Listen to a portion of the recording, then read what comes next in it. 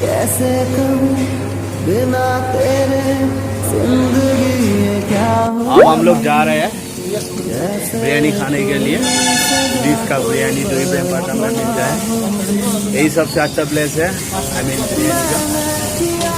तो चलिए आगे देखते रहिए।